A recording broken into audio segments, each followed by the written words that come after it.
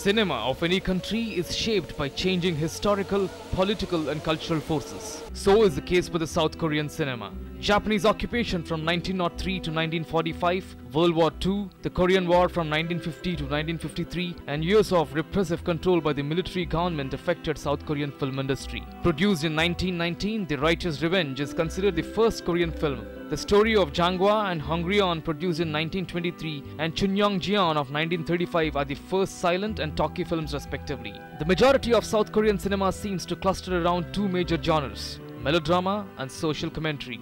Melodrama has been the most popular genre regardless of the changing circumstances of the film industry.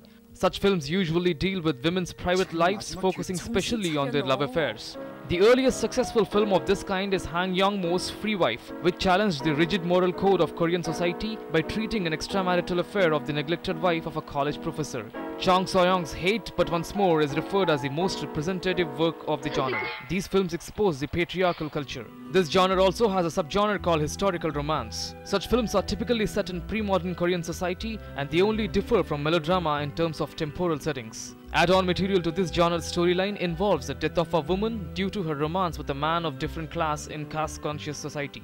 Typical examples are Yi To-young's The Death of Cottage and Im Kwon-taek's Surrogate Mother. In the 90s, another type of melodrama appeared which treat issues relating to men and women with a light comic touch. Yi Myung's My Love, My Bride, and Yi Kwang-geun's Dr. Bong are some examples. In the late 90s, films reflected the changing attitudes of the younger generation, raising questions about the traditional patriarchal values. These films used the similar motifs of romance and betrayal, but their cinematic experience generated success.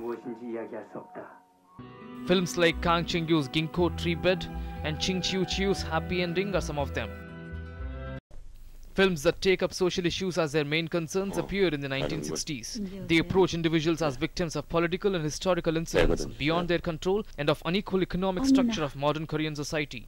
Aimless Bullet, directed by Wai Hyun-mok, well captured the tragic consequences of the Korean War.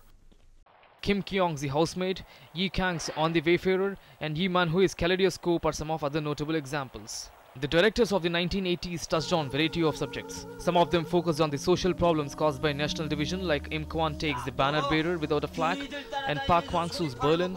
The growing gap between the rich and poor, class issues and political corruption also supplied provocative subjects. The films of 1990s used some of the most controversial historical subject matter. Park Kwang-soo's A Single Spark dealt with the labor movement of the 1970s, and Chang So-nu's A Petal with the Deokwanju's uprising. A group of films made in the 1980s and 1990s were concerned with the materialism and moral decay threat provided in contemporary Korean society. Kim Ho-seon's Three Times Shortly, Three Times Long is an example. There is also a genre called man's film. Such films reside on the intersection of thriller, action, crime and noir. The success of The Rules of Game in 1994 paved way for such films.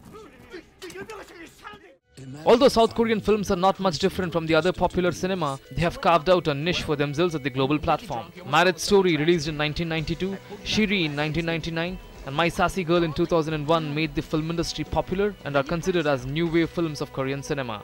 Beautiful. Very hot. Bureau Report, TD News. Should we get out of here? Yeah.